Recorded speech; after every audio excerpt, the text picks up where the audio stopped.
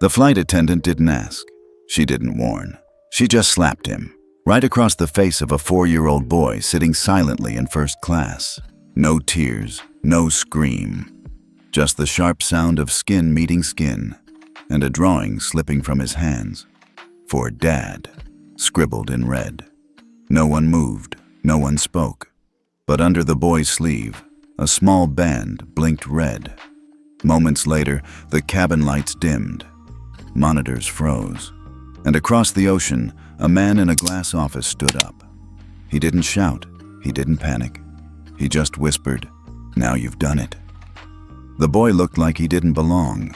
4 years old, maybe 5 at most. Pressed black slacks, white dress shirt buttoned to the top, polished shoes barely scuffed. He didn't fidget or cry like most kids his age. He didn't cling to anyone.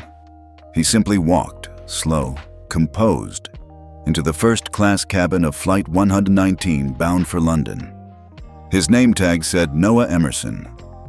No one noticed him at first, not until he climbed into seat 1C, quietly set down a folded sheet of paper, and stared straight ahead. His eyes were striking, steel gray, too old for his face. The trouble began 60 seconds later. A middle-aged woman across the aisle whispered to her husband, "Who lets a child wander up here alone?" The man frowned, tugged out his phone, not to call anyone, just to record. It wasn't every day a preschooler took over first class. Already the assumptions built up: rich parents, private jet overflow, celebrity tantrum. Except none of that explained why he sat so perfectly still. The camera caught everything: the boy's quiet demeanor, the flight attendant stepping forward, her tone sharp, rehearsed. "Sweetheart, first class isn't open for visitors," she said, fake warmth icing her voice. "Where's your mommy or daddy?" Noah didn't answer. He didn't move. "Did you sneak up here?" she pushed, her smile gone now. "Can you speak, kid?" No response. He only looked at her. That's when the cabin door clicked shut. Boarding complete. The jetway pulled back. The senior flight attendant, Erica Wallace, approached. 40, thin, with sharp cheekbones and red lipstick so bright it startled. She didn't kneel. She didn't ask questions. She glared at Noah like he'd spit on her shoes. "You!" she barked. "Get up! This seat is not for you!" Noah didn't flinch. His small hands clutched a folded paper on his lap. A crayon drawing of a jet, a sun, and a stick figure with the word "Dad" written above it in red. Erica snatched the drawing, glanced at it with disgust, and ripped it in half.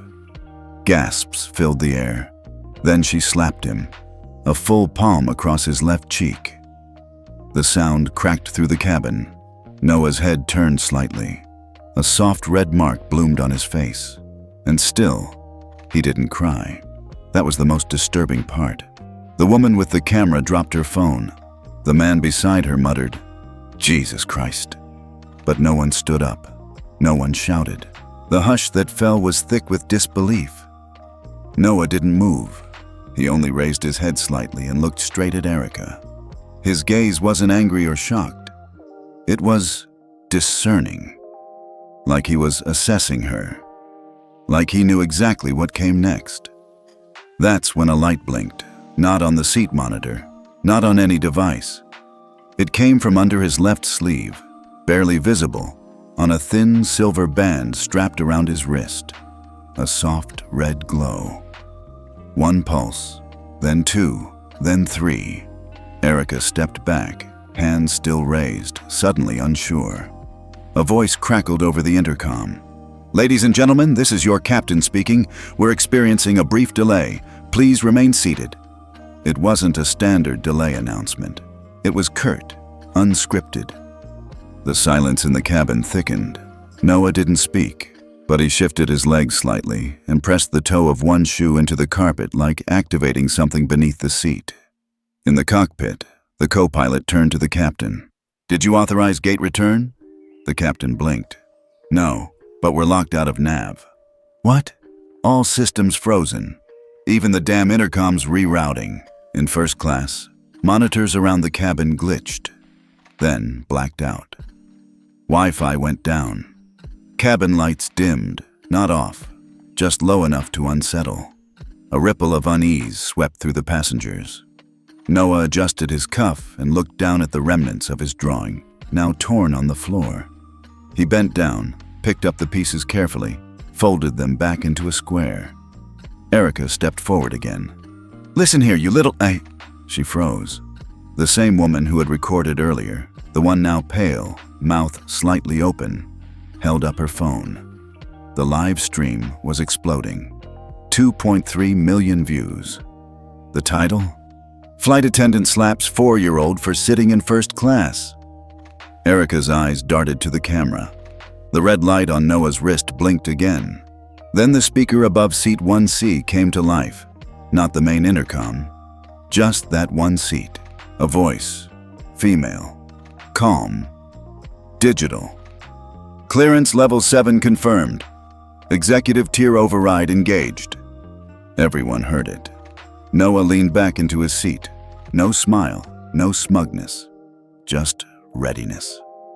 From the front of the cabin, a uniformed man entered. Security, but not airport. Federal. Behind him, a tall woman in gray stepped forward with quiet authority. She didn't carry a badge, but her presence carried more weight than metal ever could. Her voice cut through the tension like a blade. "My name is Evelyn Moore. Please don't move." She stepped beside Noah, placed one hand gently on his shoulder, and turned toward the flight crew. "This child," she said, "is here under federal protection. This aircraft has been digitally rerouted for security reasons. No one leaves this cabin until I finish speaking." Erica sputtered. "But he doesn't even have a full boarding pass. His tag's fake." Evelyn raised an eyebrow. "You mean the tag you tore off?" She reached into her blazer and pulled out a small silver device. Tapped it once. The seat map of the aircraft lit up across the cabin monitors. Restored. Fully functional. Seat 1C. Noah Emerson, executive tier passenger. Clearance verified. Evelyn's voice softened only slightly. "This aircraft is carrying an individual with Tier 7 authority. That's higher than a senator. Higher than this airline's CEO. You assaulted him." The cabin fell into stunned silence. One man gasped audibly. Another whispered, "What the hell is going on?" Erica backed away, stammering. I didn't know." Evelyn nodded slowly. "That's the problem." Noah turned slightly, just enough to look up at her. She met his gaze and nodded back. Noah didn't cry. He simply sat there, rubbing the spot on his cheek where Erica Wallace's palm had landed moments before. His fingers were small, gentle, careful, like he was wiping away not pain, but the memory of it. His expression never cracked. Around him, first class remained frozen. People watched, wide-eyed, mouths half open, too stunned to speak or act. Then he bent down and slowly picked up the 2 torn halves of his drawing. It had crumpled during the fall, creased lines breaking through the crayon sun and jagged blue lines of his jet. For Dad still glowed in bright red above the stick figure. With precise care, Noah pressed the halves together and folded them once more, smoothing the paper on his leg as though it were priceless. No one spoke, but then his wristband blinked, softly. At first, it pulsed a muted blue, barely noticeable unless you were looking for it. But after a few seconds, the hue deepened, shifting slowly toward violet, then deep crimson. 1 pulse, 2, 3. Still, no one seemed to register what was happening, except Claire Bennett. She sat 3 rows back in 3A, frozen like the rest. But unlike the rest, her hands were trembling. Claire wasn't a family member, not quite a guardian, and certainly not just another passenger. Officially, she was listed as onboard executive escort. Unofficially, she was Noah's only human buffer between this world and the labyrinth of agencies swirling around him. When Erica slapped Noah, Claire's heart stopped. Now she could barely breathe. She rose from her seat too quickly, catching her heel on the edge of the carpet. A man nearby reached to steady her, but she waved him off, forcing a smile she didn't feel. She walked toward Noah, her voice low and shaky. Hey, buddy. I'm here." She knelt beside him, careful not to touch him yet. "Everything's all right now, okay? I'm here." Noah didn't respond. He just glanced at her, not with fear, but with that same unfathomable calm that terrified her more than any outburst would have. Her hand moved to the band on his wrist. The red glow intensified. "Damn it," she whispered. She turned her head sharply and hissed at Evelyn Moore, still standing by the bulkhead. "It's reading stress. It's escalating." Evelyn stepped closer, voice firm. "What's the level?" Claire's eyes darted to the blinking band. 5 and climbing." Evelyn's jaw tightened. First-class passengers leaned closer, trying to make sense of the cryptic exchange. At that exact moment, the twist came, not with sound, but with a click. A young man in his late 20s, casually dressed in jeans and a fitted gray hoodie, lifted his phone to take a photo. Not of Noah, not of Claire, but of the absurdity of it all. He hadn't recorded earlier.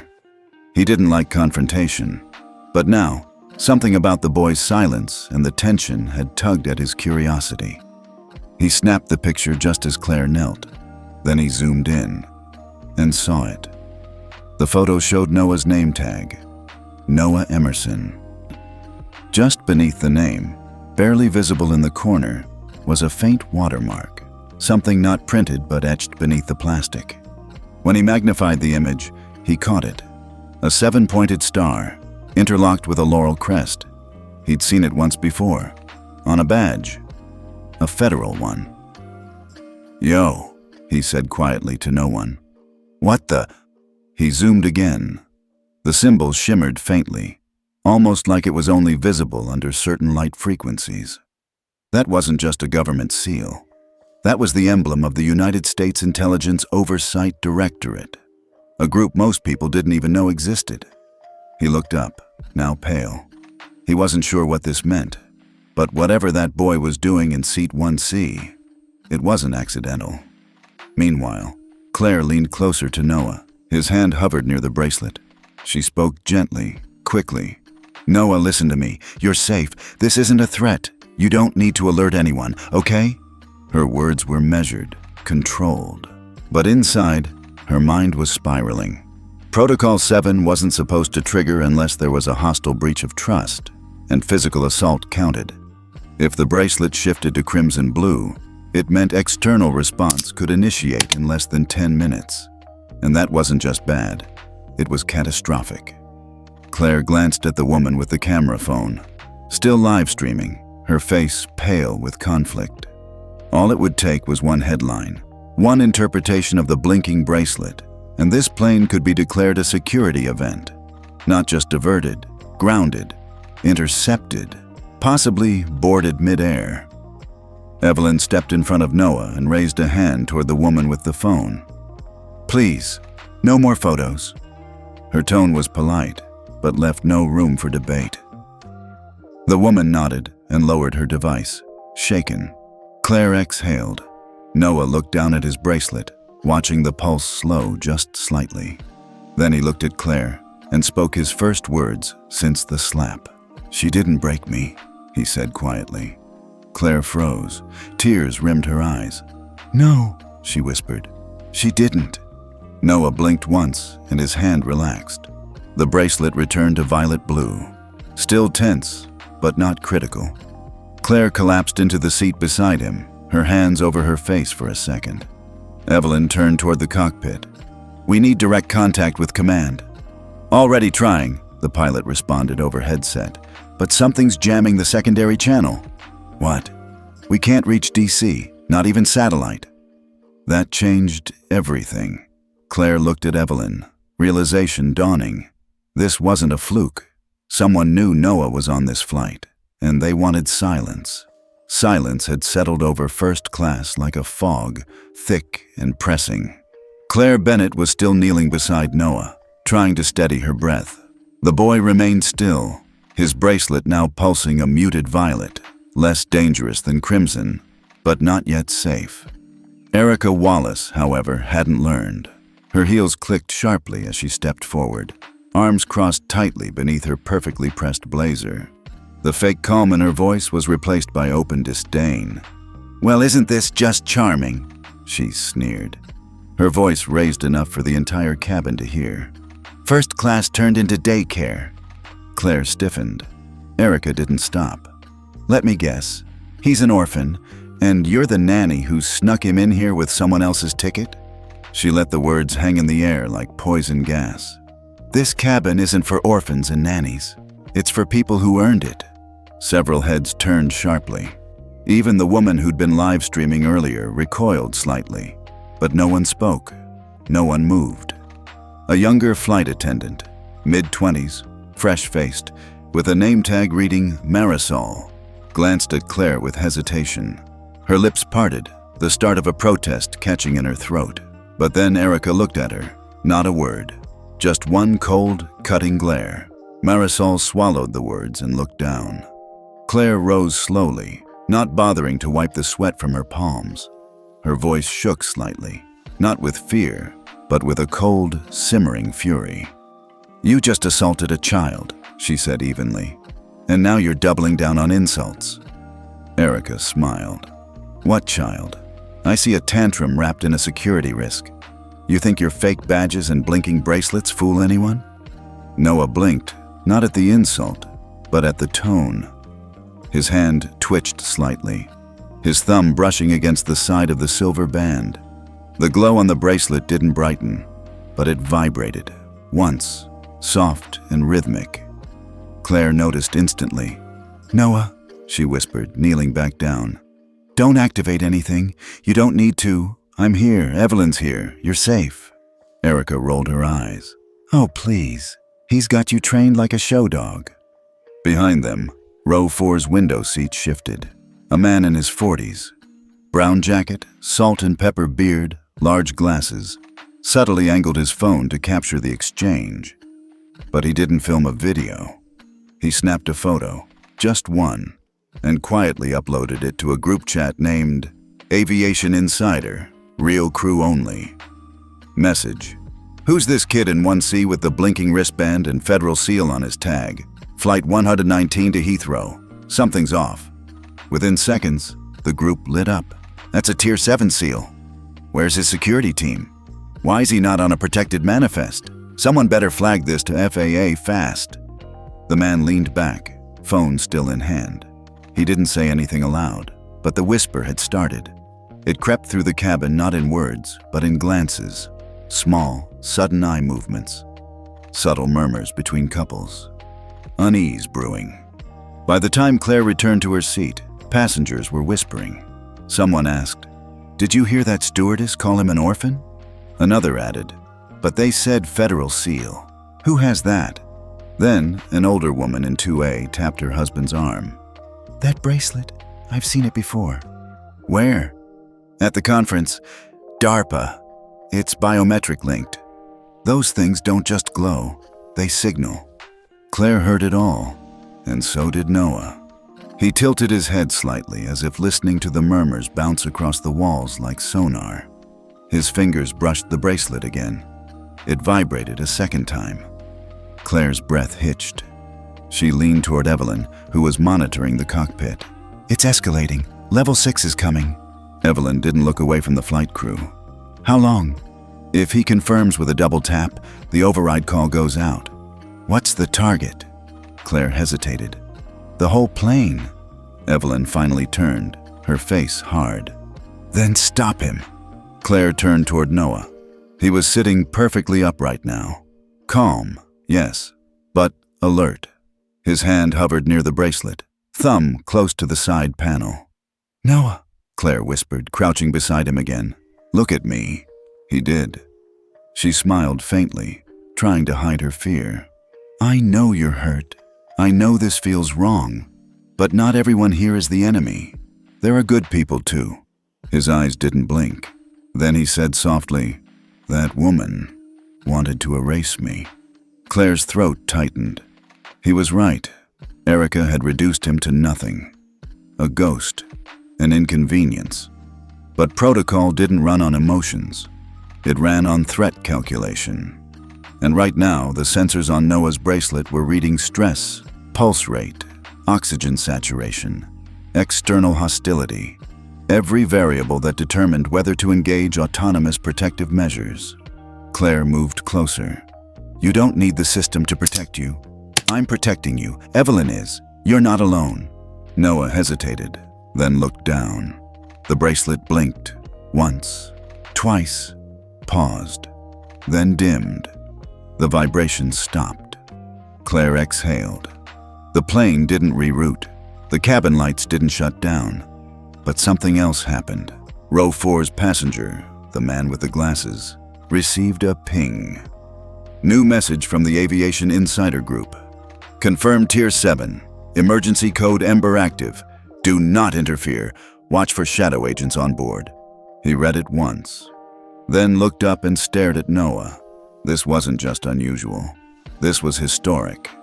He'd just photographed the most closely guarded child in the American intelligence system, and somehow, a mid-level flight attendant had just smacked him in the face. 2,428 miles away from Seat 1C, the walls of a high-security conference room in Washington, D.C., pulsed with the subtle hum of encrypted electronics. Inside, the air was sterile, cold even for D.C. standards. No windows, no cell phones. Just 12 men and women seated around a U-shaped table beneath the seal of the Federal Aviation Oversight Directorate, FAO. And in its center, Director Richard Emerson. He didn't look like someone who panicked. Salt and pepper hair combed back to surgical precision. A navy blue suit, unwrinkled despite 3 days of continuous briefings. His eyes were sharp, almost too sharp. The kind of stare that could shut down entire congressional hearings with a single breath. Right now, he was silent. A red light blinked softly on the glass table in front of him. The room stilled as the assistant director leaned in. Sir, incoming Tier 1 minor alert. Designation, Emerson. Location, Delta International. Flight 119 en route to Heathrow. Richard didn't blink. The screen lit up. Code blue, Tier 1 minor in distress. Immediate clearance. Authorization pending. Emotional stability index. Critical. Hostility index. External confirmed. Physical assault logged. His throat tightened. Barely. A security analyst to his right began reading quickly. Bracelet recorded physical assault at gate time 1442. Secondary trigger initiated at 1447. Command override not yet engaged. Vitals spiked. Escalation stopped before double tap, but stress patterns remain high. Another executive, this one from Homeland Integration, leaned forward. If that alert had been confirmed, we'd be rerouting international airspace and grounding 3 sectors. And if it hadn't been throttled, added the defense liaison, we'd have had a shadow sweep inbound to the plane by now. He's that high on the list? Everyone turned to Richard. He didn't respond. His gaze was still on the screen, watching the bracelet's vitals fluctuate in real time. The name burned at the top of the file. Noah C. Emerson relationship. Immediate kin status, Tier 1 protected. Guardian override.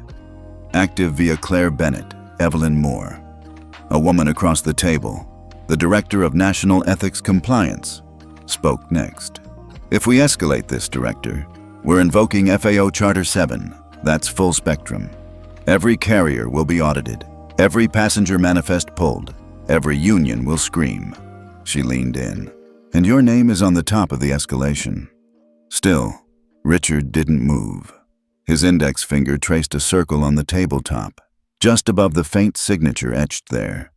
The seal of the FAO, the agency he built. Code Blue wasn't just any alert. It was the most severe non-combat protocol on the books, meant for high-value miners under federal protection, whose well-being impacted national security infrastructure. Only 4 individuals in the U.S. were tagged with it. Noah was one of them. Because he wasn't just any child. He was the legacy of classified research, cognitive AI experimentation, and ethical governance models for intelligence-grade reasoning. And he was his son. Richard's voice, when it finally emerged, was razor-thin. Why the assault? We don't know. Possibly mistaken identity. Some crew members flagged anomalies in boarding. Crew names? Senior Attendant, Erica Wallace. No disciplinary record. Several commendations.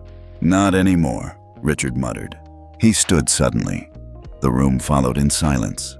He walked to the side console, laid his palm on the scanner, and typed 3 digits into the interface. Initiate global carrier security audit? Why? A beat passed. The Homeland rep stepped forward. Sir, Richard, think about this. Once we flip this switch, no airline is off limits. Not Delta, not Emirates. Not even military charters if civilian contractors are flagged. He added, lower. Do we really want the public to know what we're protecting? Richard looked up. His voice was quiet.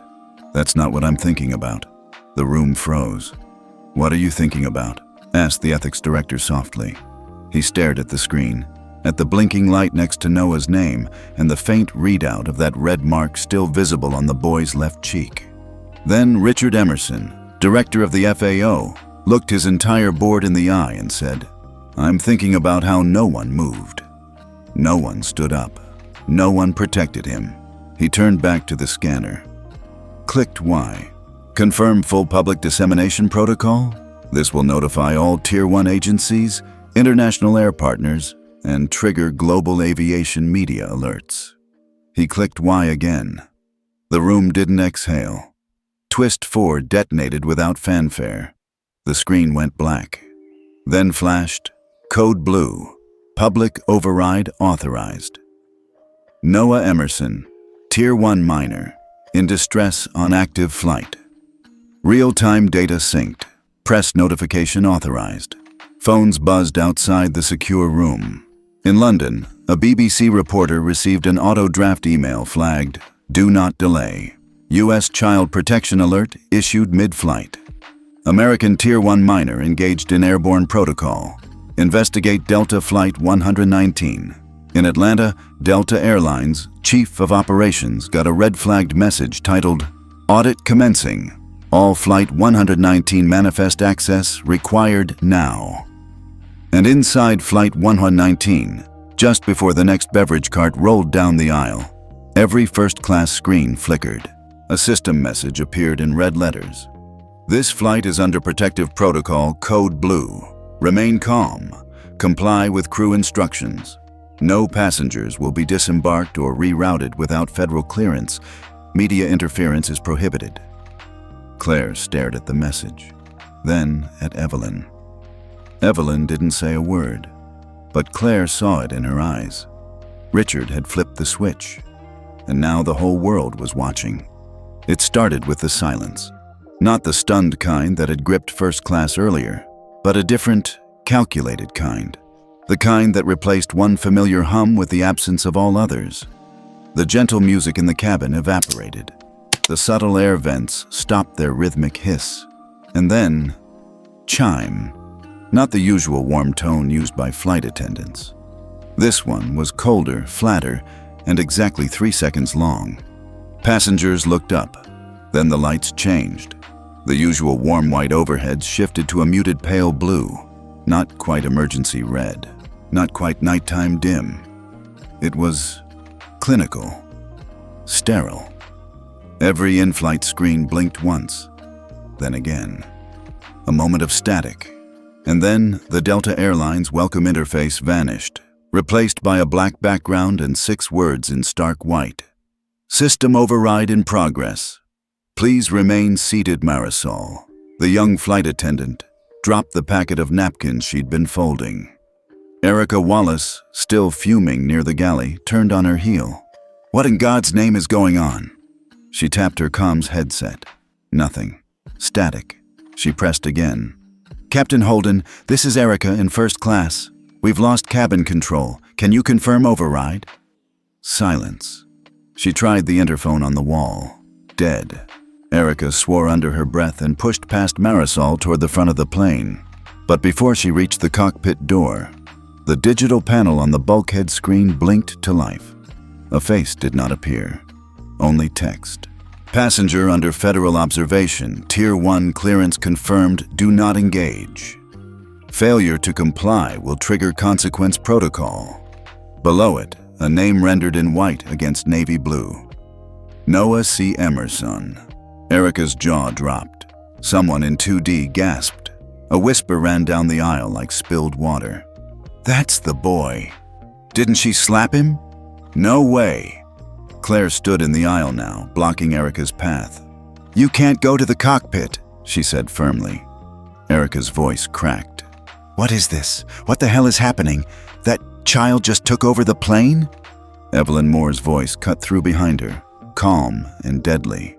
Not the plane. The system. Claire nodded.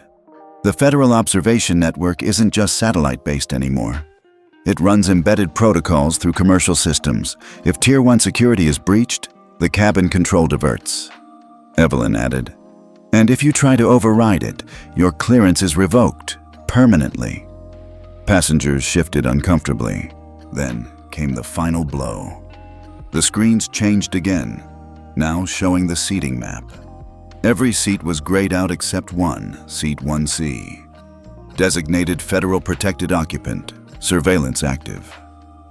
Erica stumbled backward, face drained of color.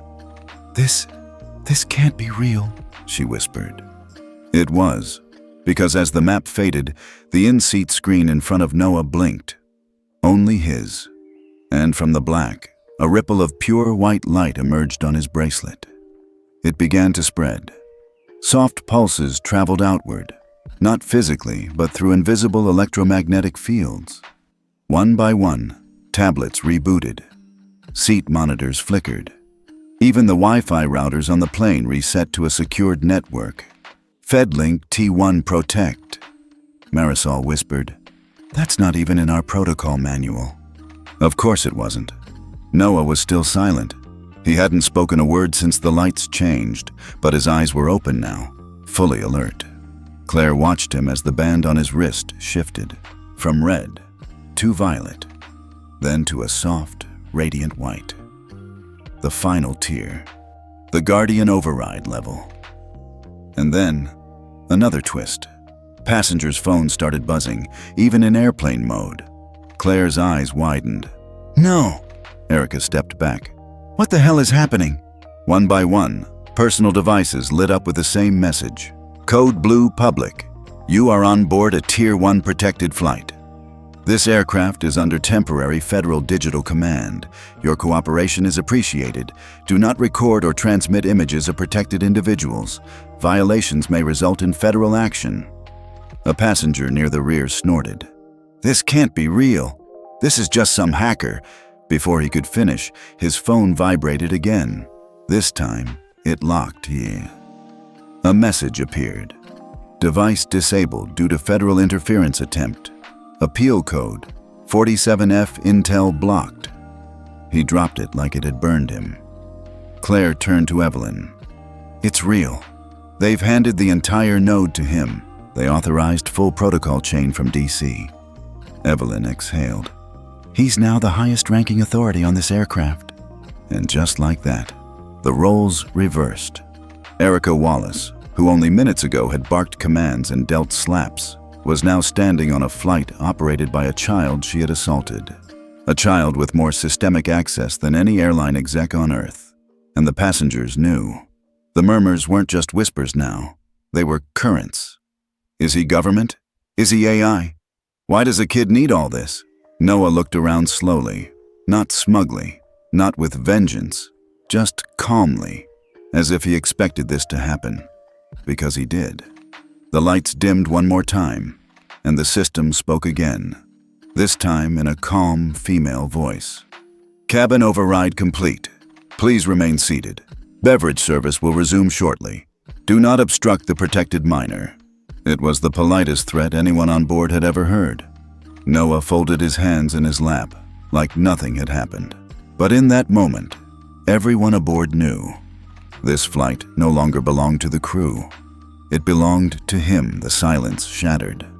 As the cabin lighting settled into its cold bluish hue and the hum of normal systems remained offline, the passengers of Flight 119 began to murmur, first in hushed tones, then in increasingly audible voices.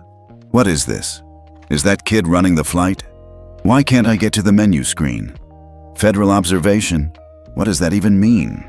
Seat 4B, a businessman in his 50s with a stiff jawline and loud tie, leaned forward across the aisle. "This is ridiculous," he snapped. "He's a child with a fancy wristband and a tantrum." "He didn't throw a tantrum," someone muttered behind him. "Yes, he did. This is overkill. Since when do children override flight systems?" A woman from row 2 turned around, clearly uncomfortable. "You saw what happened. He didn't even speak. The crew slapped him. That's what triggered all this." "Allegedly," the man shot back. "This isn't Sesame Street. Slap or not, there's no reason we should all be held hostage. Who gave a 4-year-old the nuclear codes?" Another voice chimed in, calm but firm. Claire. She stood in the center aisle, hands slightly shaking, but her posture steady. "He's not just a child," she said. The voices stilled. All heads turned. Claire nodded toward seat 1C, where Noah sat, still as ever, his white glowing bracelet pulsing like a heartbeat. "You're right," she continued. "He is 4 years old, but he's also a Tier 1 protected individual under federal designation. That bracelet isn't a toy. It's linked directly to Homeland, FAA, and 2 classified branches of oversight. You may not understand why, but the moment he was physically assaulted on this flight, the system responded." She took a breath. "This wasn't just protocol. It was protection." The businessman scoffed. "Protection from what? Hurt feelings?" Claire's expression didn't flinch. "From people like her." She pointed. The cabin followed her finger, to Erica Wallace, standing frozen, eyes darting from one screen to another, hands clenched at her sides. And then, the twist hit, hard. Without a chime or warning, the in-flight monitors all changed in sync. The black background faded into an angle, slightly tilted, off-center. A video. At first, just the back of a head. A boy's head. Noah's. Then the rest became clear. The red lipstick, the sharp hand gesture, and finally, the slap. Right across the boy's face. From an overhead view. From a built-in seat camera, hidden beneath the curve of the armrest in 2C. The recording was time-stamped. Unedited. Clear as day. Gasps erupted. Then, outrage. "You lied to us!" "She did hit him. God!" "What kind of monster hits a child on a plane?" "Get her off this flight!" Erica's face went pale. "I didn't know I was being recorded." "That's your defense?" someone yelled. "Not that you didn't do it, but that it got caught." Marisol, the junior flight attendant, stepped forward timidly. "We're told those seat cameras are deactivated after taxi. I didn't know they were running." "They weren't," Evelyn said, now walking down the aisle with controlled precision. "They were triggered manually, via Noah's bracelet." Claire looked back at her. "Live feedback?" Evelyn nodded. "Yes, it doesn't just read stress. It records what causes it." Someone clapped, slowly, bitterly, from row 5. "Unbelievable. So we're all being filmed by a preschooler in federal custody." Another woman replied, "Better a preschooler than a crew member with anger issues." The cabin divided, lines drawn not by ideology, but by fear, guilt, pride. Some stood vocally behind Noah, demanding justice for what he endured. Others muttered that this was government overreach, that children didn't belong in first class, much less with the authority to ground flights. "I paid $7,000 for this seat," one man shouted. "I don't care who his daddy is, I want to get to London." But the screens weren't done. They split. One side kept showing the slap. The other? A live-streamed headline. "Breaking, U.S. Tier 1 minor assaulted aboard Delta flight. Code blue triggered." Underneath, a blurry shot of Erica's face from the woman's phone earlier. "No, no, no, no." Erica whispered, backing away. Someone threw a napkin at her. A woman with a British accent hissed, "You assaulted a child with a federal tag, you idiot. You've jeopardized all of us." The man from earlier turned red. "This flight is a circus." Claire raised her voice again. "This child, Noah, didn't ask for this. He didn't touch a thing. He sat down, and you all watched while someone struck him. Did anyone intervene? Did anyone stand up?" Silence. Claire's voice cracked. "He's 4. You're adults. What does that say about us?" The tension held, hot, brittle, combustible. Then Evelyn said, "The world's watching now. You all better decide what kind of witnesses you want to be." The cabin wasn't the same anymore. It had split, not into rows or classes, but into those who watched, and those who finally chose to act. Noah didn't move, not as the cabin erupted, not as passengers shouted, pointed, accused, not even when his own face appeared on half the monitors in first class, next to bold headlines branding him the center of an international aviation incident. He sat perfectly still, hands folded in his lap, eyes fixed forward. But he wasn't looking at anyone in the cabin. He was looking at the screen, one in front of him that the others couldn't see. It displayed only a code, a single alphanumeric string pulsing in clean white type. EM7CO1, status observed, intervention threshold pending. Noah blinked once. That was enough. The bracelet on his wrist pulsed white again. This time, faster. Claire saw it. She knew what it meant. She stood slowly, once again stepping into the aisle where the tension had thickened into something you could nearly taste. She didn't raise her voice. She didn't need to. Her presence alone silenced the whispers. "You all need to hear something," she said, voice calm but low. "Something I didn't think I'd have to say." She looked at Noah, then back to the crowd. "I'm not his nanny," she said. The man in 4B scoffed again. "You don't say." Claire ignored him. Her gaze swept the front rows. "I'm not his caregiver. I don't work for an agency. I wasn't hired by his parents." She paused. "I was deployed." That word hit like a ripple across the cabin, small at first, then growing. "I'm Claire Bennett," she said clearly.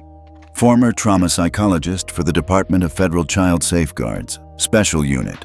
I worked for 8 years in Tier 2 protective custody operations, and another 4 in Tier 1 intervention protocols." Her voice didn't falter. "Noah Emerson is not simply a passenger. He is not simply a child. He is a Tier 1 minor with classified cognitive capabilities.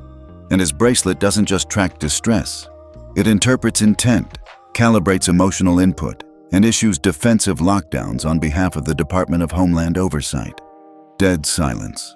Every monitor dimmed slightly, as if the plane itself were listening. Claire continued. 3 months ago, his father, Richard Emerson, assigned me directly to Noah's personal field protection. No rotation, no alternates, no breaks. Someone gasped. Another dropped a drink can. "You work for his father?" a woman whispered. Claire nodded. "Richard Emerson is director of the Federal Aviation Oversight Directorate. And yes, Noah is his son." Gasps now, audible. She went on. "That's why I'm here, not as a chaperone, but as the final ethical barrier between Noah and a world that doesn't yet understand what it created." Erica took a half step back. Her lips parted, but no sound came out. Claire's expression sharpened. "You struck him." The words fell like a gavel. "You didn't know what he was. You didn't ask. You just looked at a quiet little boy in a nice seat and decided he didn't belong there." Evelyn Moore stepped forward, adding, "And that judgment almost triggered a military-grade protocol that would have rerouted this plane mid-air and landed every one of us in a federal debriefing center." Claire took a breath. "Noah didn't activate the protocol. He suppressed it." She turned to him, voice softening. "Didn't you, Noah?" He didn't look at her, but the bracelet answered for him. It blinked, then buzzed. A new message lit up across all seatback screens, quietly this time. White text. No alarm. Whisper protocol initiated. Beneath it, a soft digital tone, like wind through trees. The businessman from row 4 frowned. "What the hell is a whisper protocol?" Claire answered quietly. "It's what happens when a Tier 1 miner decides that the adults have failed." She looked around the cabin. "That's you." Everyone sat frozen.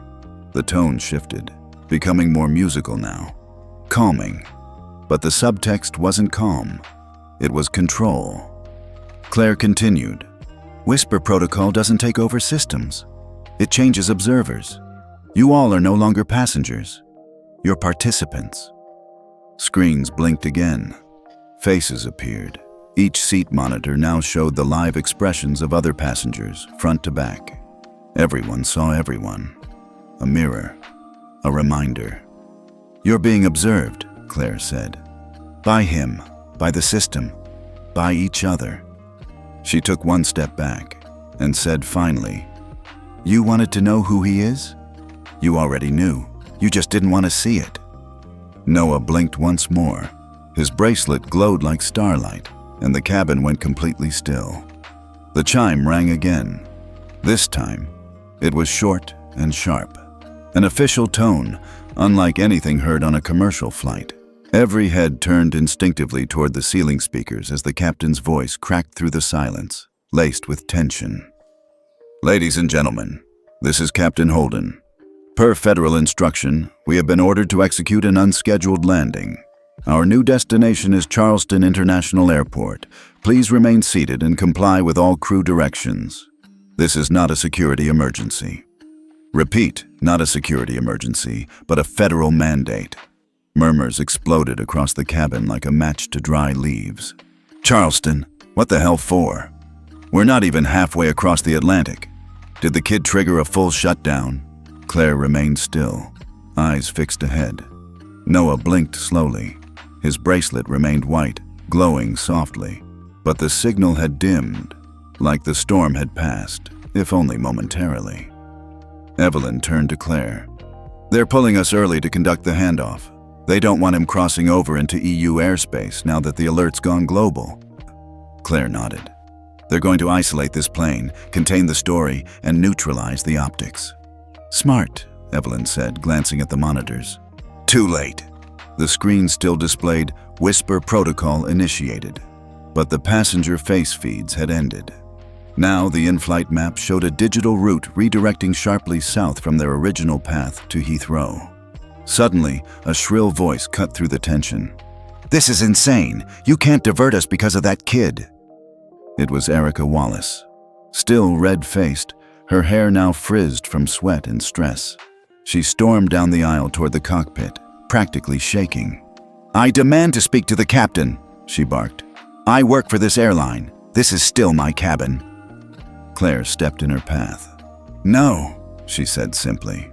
Erica looked ready to strike her too, but she never got the chance, because a tall man from row 6 stood up. Quiet, balding, heavy-set. He'd said nothing the entire flight. Now his voice was calm but clear. "Excuse me," he said. "I wasn't going to say anything, but I know her." Erica froze. The man continued. 3 months ago, my wife and I flew LAX to Boston. First class, same airline. There was a little girl, maybe 7, fidgety, sure, nervous about flying. He looked directly at Erica. "You yelled at her, told her she was too disruptive for premium class, humiliated her in front of everyone. She cried the whole flight. My wife was furious." A few people gasped. Others turned toward Erica with widened eyes. Erica's voice cracked. "That's a lie. I don't even remember. You said she should be moved to the back, that first class wasn't for charity cases." The air dropped 10 degrees. Claire turned toward Erica. "Is that your pattern? Do you vet people based on skin tone, age, income? Who gave you the right to define who belongs?" Erica tried again. "He's just a kid." "No," Evelyn said from behind. "He's every kid you've made feel small." Twist 8. Landed like a quiet hammer. And something shifted. The fear that had held the cabin hostage for the past hour cracked. Guilt melted into clarity. bitterness twisted into resolve. For the first time, it felt like the narrative wasn't spinning. It was realigning. Passengers began murmuring again, but now it was different. That explains a lot. She's done this before? She shouldn't be in uniform. Erica turned to the cockpit again, but the cockpit door opened before she got there. Captain Holden himself stepped out. His expression was unreadable, professional to the edge of cold. "Ms. Wallace, you are being relieved of duty for the remainder of this flight. Per FAA Emergency Operations Guidelines under Code Blue Federal Override, the cockpit no longer recognizes your chain of command." He stepped aside. Behind him, a uniformed marshal entered from the crew seat near the galley. Erica stepped back, disbelief on her face. You'll remain in seat 5F until Charleston. You are not to address passengers, touch the intercom, or enter crew zones. Do you understand?"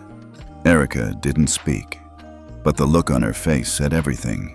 She turned and walked back, alone, while the cabin watched. The marshal followed, arms crossed. As she sat down, Noah's screen changed again. Only his. Claire leaned over to see it. Primary trigger neutralized. Descent continued. Claire exhaled slowly. It wasn't over, but the first wall had fallen. Passengers began adjusting in their seats again, physically and emotionally. The pressure valve had released just enough to let in a breath of perspective. A woman in 2A tapped her tray, then turned to Claire. "He's going to be okay?" Claire nodded. "Yes, he's stronger than he looks." Another passenger raised a hand hesitantly. Is he safe now?" Evelyn answered. "Safer than most of us ever were." Even the light seemed softer now, still cool, but less clinical. And for the first time in over an hour, the crew began distributing water again. No one dared question why. They knew.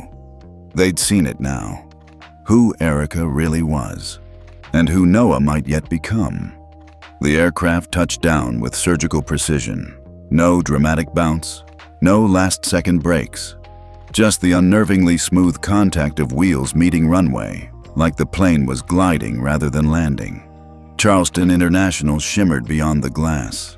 Distant hangars, blinking runway lights, a few silent terminals.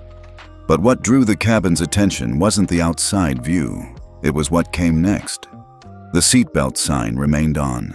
The doors stayed shut. And when the intercom finally came alive, it wasn't the captain who spoke. It was a new voice. Unfamiliar. Female. Precise. "Good evening, passengers of Flight 119. This aircraft is under temporary administrative seal by order of the United States Federal Ethics Oversight Commission. Please remain seated. Do not attempt to disembark. Clearance procedures are being conducted." A chill ran through the rows. Claire blinked. Evelyn sat upright. Passengers exchanged looks. Some tried to peer out the windows, expecting SWAT teams or marshals. But what they saw instead were 6 individuals in navy blue suits approaching the aircraft via the bridge. They wore no badges, no weapons, only one identifier. On their jackets' lapels, Federal Ethics Oversight Commission, not Homeland, not TSA, not police. And that made it worse. One man whispered, "That's not security, that's judgment." Claire muttered, "They're the ones who investigate what's legal but unethical." The cabin door hissed. The lead agent stepped inside, a woman with short gray hair and calm, emotionless eyes. She spoke like she had no time for pleasantries. "My name is Agent Reva Monroe, Federal Ethics Oversight. This cabin is now under review. We are not here to arrest, we are here to record. The systems aboard this aircraft have already provided a full data sync of the events in question." She stepped aside. 2 agents entered with tablets, scanning each row like archivists. Another 2 began speaking with the crew, not asking, but directing. Then Reva's eyes landed on Erica. "Ms. Wallace, you will come with us." Erica had been silent since the descent. She didn't argue now, but her face was pale, her limbs stiff as she rose and stepped into the aisle. escorted not by force, but by the unbearable weight of scrutiny. She passed row after row of passengers, their eyes tracking her like a funeral march. But then, Twist 9 surfaced. The ethics agent stopped in front of Marisol and pointed. "You too." Marisol froze. "Ma'am?" "You were on Flight 738, February 3rd, Seattle to New York. Same crew. Incident flagged but never escalated. Until today." Gasps. Heads swiveled. 2 more flight attendants looked up, nervously. One tried to speak. "That's not..." The agent raised a hand. "We have recordings, internal crew comms. You knew about Ms. Wallace's conduct. You ignored it, or worse, enabled it." The woman in row 5 muttered, "They covered for her?" The man beside her hissed, "No, they helped her." Another ethics agent stepped forward. "North Blue Airlines has been issued an emergency suspension. All operations will halt for 72 hours. Every employee on this flight, crew and corporate, will be subject to immediate review." Someone exhaled audibly. That was bigger than anyone had expected. Not just Erica, not just this flight, but the system. Claire leaned toward Evelyn, whispering, "They're not just cleaning up a mess, they're sending a message." Evelyn nodded, eyes narrowing. "You hit a Tier 1 kid. The ripples go all the way to the stock market." A passenger in the back scoffed. "Why now? She's been doing this for years." The man in 6D, who had earlier spoken out against Erica, answered, "Because now someone finally didn't flinch." He nodded toward Noah. The boy hadn't moved since landing. His hand still rested on his lap. His bracelet glowed no longer white, but blue, the color of processing, review, transition. The ethics agents didn't touch him. They didn't question Claire. They simply acknowledged the data. Everything they needed had already been transmitted, time-stamped, geo-verified, sealed with a federal encryption key. The entire flight was now evidence. Passengers began to shift again, not in anger, not in panic, but with something unfamiliar. Introspection. This wasn't just about who hit a child. It was about how everyone let it happen. Claire stood slowly. Her voice was soft but clear enough to reach most of the cabin. For years, people like her operated with silence as a shield. Passengers watched, co-workers excused, managers ignored. She looked around. Noah didn't press charges, he didn't scream, he didn't fight back, he just recorded. She looked at the ethics agents now watching her. And for once, someone listened. Agent Monroe gave a slight nod. Claire sat. The cabin door closed again, but this time it wasn't to trap. It was to seal. The flight wouldn't end here. Not for Noah, not for the airline, not for the industry. This landing wasn't a conclusion. It was an opening act. He didn't walk into the terminal with security flanking him. There was no camera crew, no flashing lights, no red carpet rolled out for his arrival. There wasn't even a car waiting curbside, just a single black coat over broad shoulders, slow, even steps, and a silence that made people move aside without understanding why. Richard Emerson had arrived. He didn't speak when he entered the temporary debriefing chamber set up inside the Charleston International Operations Wing. He nodded at the agents, acknowledged the ethics board representatives with a glance, and paused only when he reached the small glass room where Noah sat. The boy was silent, bracelet now dimmed to a soft, resting blue. His feet swung slightly above the floor. He hadn't asked for anyone. He hadn't cried. But the moment Richard entered, Noah looked up. Their eyes met. No words, just a breath. Then Richard walked in and laid a single steady hand on the boy's shoulder. That was all. And the room around them seemed to exhale. Claire watched from outside the chamber, her pulse still not settled from the whirlwind that had unfolded over the past 6 hours. The ethics board agents gave Richard the space he requested. No microphones, no video, only a sealed, one-way glass room.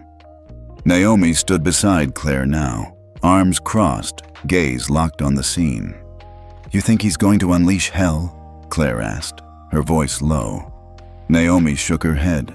No, that's not how Richard Emerson works. Inside the room, Richard finally spoke. Not loudly, just enough for Noah to hear. You handled it better than I would have.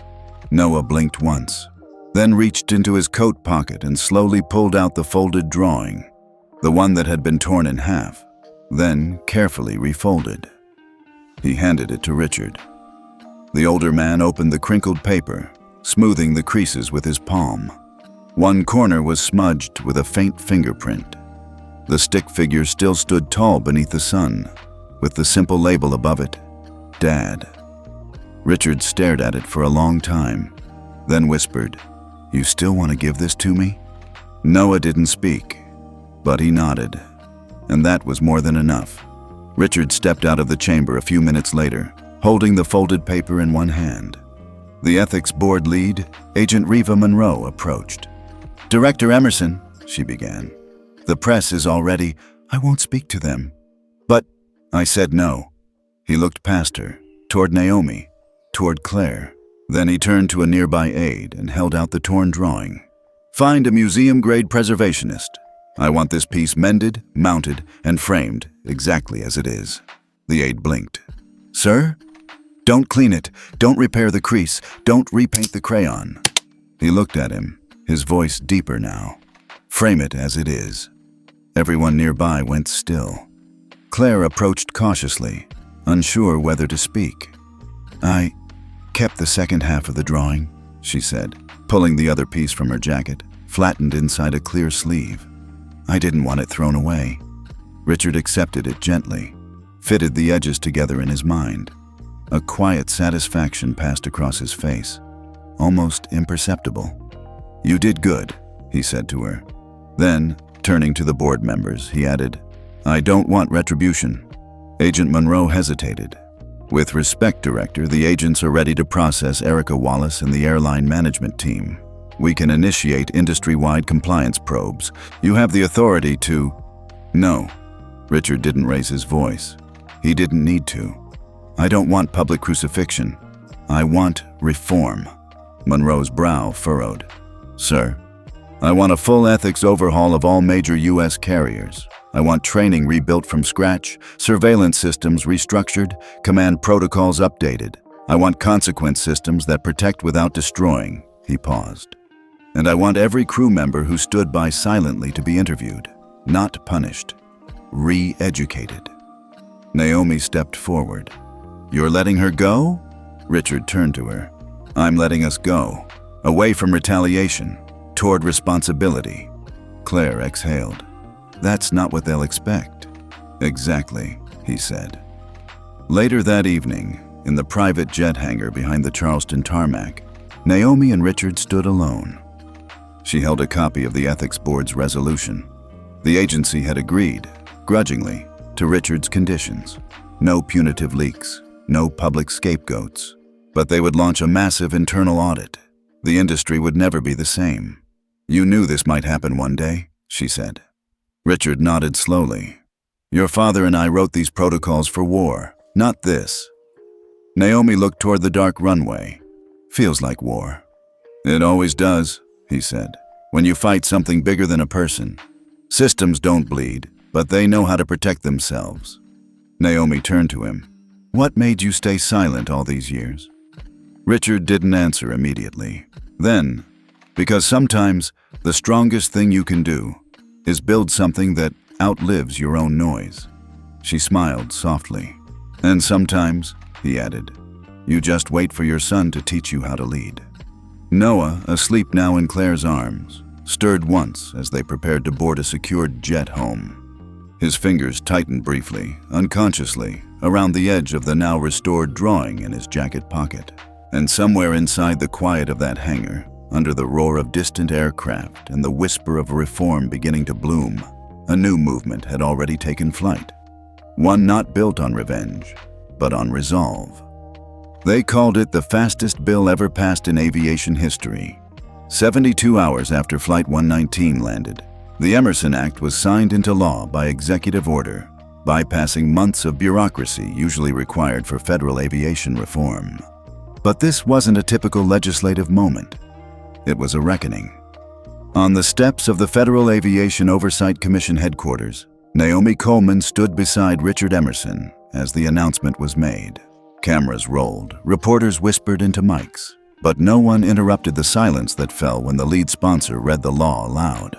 In accordance with the new federal standard, any observed misconduct, abuse, or discriminatory behavior by airline personnel toward protected individuals, whether child, minority, or otherwise vulnerable, must trigger an implied harm alert, regardless of whether a formal complaint is filed. Silence will now be treated as complicity. It was a bold phrase, a dangerous one, some said, but it rang with a kind of poetic precision. Im lang labaudong. Silence is a signal. The media called it disruptive. Airlines called it overreaching. Passengers called it overdue. Claire watched the broadcast from her apartment window. Noah curled asleep on her lap, his bracelet now glowing a soft, content green. She turned up the volume as the second provision was announced. The biometric safety band, previously experimental under the Tier 1 protocol, will be adopted as a national standard for high-risk minors and protected individuals. The device, now referred to as the NOAA band, will serve not only as a passive monitor, but as an active alert system when verbal defense fails. Claire exhaled. Somewhere she knew thousands of parents were watching too, wondering how they'd ever let a system exist that required children to prove their right to dignity. Now, one wristband was shifting the scale. The unexpected twist came 2 days later. At a press conference meant to celebrate industry compliance, a tall, silver-haired man in a tailored navy suit stepped up to the podium ahead of schedule. He wasn't on the list of speakers. His nameplate had been left off the agenda, but the moment he raised his hand, the room fell quiet. David Langston, CEO of Horizon Airways, the second largest carrier in the country. He adjusted his tie, looked at the rows of executives, lobbyists, and press, then spoke. "When I was vice president of operations," he began, "a junior crew member filed a report about a repeated case of in-flight discrimination toward a South Asian teenager seated in first class." He paused. "I suppressed that report. I told my team not to escalate it. I told myself it wasn't my job to weigh feelings against policy." Every microphone pointed at him now. David continued, "I didn't slap anyone. I didn't yell. I didn't curse. I just ignored it." And that silence was far louder than any slap. Gasps rippled through the crowd. A reporter raised a hand. "Are you saying—" "I'm saying," Langston interrupted, "that I resign, effective immediately." The room exploded. Reporters scrambled. Cameras clicked. PR managers panicked. But Langston didn't flinch. He simply stepped down, walked away from the podium, and left the building. Naomi, watching from the side stage, didn't applaud. She didn't smile. She simply nodded once. Because justice didn't always look like handcuffs. Sometimes, it looked like consequences chosen freely.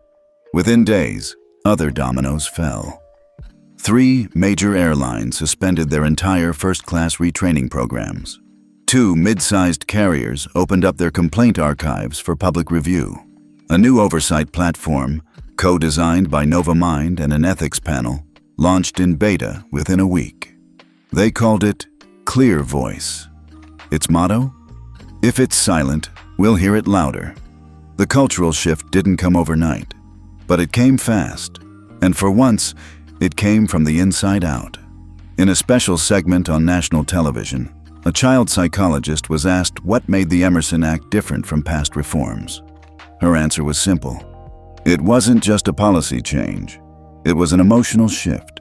It said to every quiet victim, "You don't need to shout to be believed." And more importantly, it said to everyone else, "You don't get to pretend you didn't see it." Naomi sat with Richard in the back of the oversight hearing chamber, watching the last vote tally come in from a regional board. Unanimous. Reform accepted. Her voice was quiet. "Do you think it'll stick?" Richard didn't answer right away. Then, finally, "It already has." She turned to him. Why? Because this time, he said, the system didn't save face. It showed it. On a sunny morning a week later, a new version of Noah's drawing, restored, framed, and unaltered, was unveiled in the lobby of the North Blue Aviation headquarters. No plaque, just one small title beneath the glass, "Frame it as it is." And for the first time in industry history, a company used a child's torn crayon sketch not to clean up its image, but to redefine it. A gentle spring breeze stirred the flags outside the National Aviation Ethics Hall, 1 year to the day since Flight 119's unexpected descent into history. Inside, the grand atrium pulsed with quiet anticipation. A new permanent exhibit was about to be unveiled. The Child Who Changed the Sky. Cameras were forbidden. Phones were dimmed. But hearts? They were louder than ever. Noah Emerson, now 5, stood at the center of the stage. Not taller, not louder, but somehow firmer. Like the world had placed its hand on his shoulder, and instead of buckling, he'd chosen to stand still. Behind him, on a clear panel suspended midair, was the torn drawing. Unrestored, unretouched, unapologetic. Framed exactly as it was. The exhibit designers hadn't cleaned the crayon smudges. The fingerprint was still there. Even the faint tear along the fold line remained visible beneath the glass. A silent testament to all that had happened. Not just to a child, but to a country's conscience. Noah didn't speak. He wasn't required to. Instead, he turned toward the front row, where hundreds sat in silence, and extended a soft nod toward a young girl who stood nervously near the steps. She looked about 6, hair in tight curls, sneakers just a little too new, eyes sparkling with shy resolve. She clutched something in both hands, a folded paper, edges still damp with glue. Carefully, she stepped onto the stage and approached Noah. Then, without saying a word, she held out her drawing. He took it, unfolded it slowly, and there, in bold crayon strokes, was a small child wearing a captain's hat, hand raised in a salute.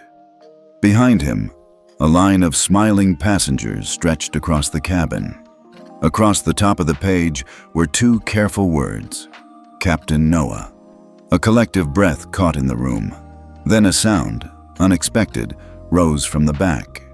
Applause, soft at first, then louder, then thunderous. Noah didn't smile, not broadly, but his fingers curled around the new paper just slightly, enough to know the world had changed. Claire Bennett watched from the side curtain, eyes glassy, not because of the tribute, but because the girl had asked her beforehand whether it was okay to give it. "I'm not sure he'll want another drawing," the girl had whispered. Claire had bent down and whispered back, "I think he'll understand exactly what you're trying to say." Now, as the applause continued, she adjusted the lapel of her new navy blazer. A small silver pin gleamed just above her pocket. FAA Ethics Council, Director. A title she never dreamed of. Not because she hadn't earned it, but because once upon a time, she doubted her own voice. Wondered whether doing the right thing could ever really change anything. Now she knew better. The light in the hall dimmed slightly as the exhibit lights took over, casting a soft glow around the floating artwork. Richard Emerson appeared beside Claire, quiet as always. He didn't say hello, just slipped his hands into his coat pockets and stood beside her. They kept the crease, he noted. Claire nodded. It was his one condition. Richard's gaze didn't leave the panel. "Do you think people really remember the whole story?" he asked. Claire smiled. "They don't have to. They remember how it made them feel. That's more permanent than any press release." Behind them, the host invited Claire to step forward for closing remarks. She hesitated. Richard leaned in slightly. "Go." So she walked, up the same stage where Noah had stood, to the same podium where a child's quiet defiance had reshaped a national industry. She spoke simply, of accountability, of systems that don't just need fixing, but feeling. of how the most profound shifts don't come from shouting, but from refusing to stay silent. She ended with a reminder that made several officials in the crowd visibly shift. The moment we require a child to prove their worth is the moment we've failed them. So our job is not to build stronger defenses, it's to build stronger mirrors. A pause, then a closing line, unscripted, unrehearsed. And sometimes, a crayon sketch speaks louder than a full boardroom ever will. The room stood, not out of protocol, but because in that moment, no one wanted to sit. As the event came to a close, Claire returned backstage. Richard waited, hands folded, watching Noah laugh softly as the little girl from earlier showed him another doodle. Claire stepped beside him. She whispered, "He still doesn't speak much." Richard nodded. "That's okay." They watched a while longer. Then, just before walking off, Richard leaned toward Claire again. This time, lower, just enough for only her to hear. He didn't cry. A pause. Then, voice soft but heavy with truth. But the system did. And in that moment, with the exhibit glowing behind them, the creased drawing on display, and two children playing near a stage once soaked in tension, something became undeniably clear. The light had never left. It had just needed someone small enough and brave enough to carry it where no one else had dared.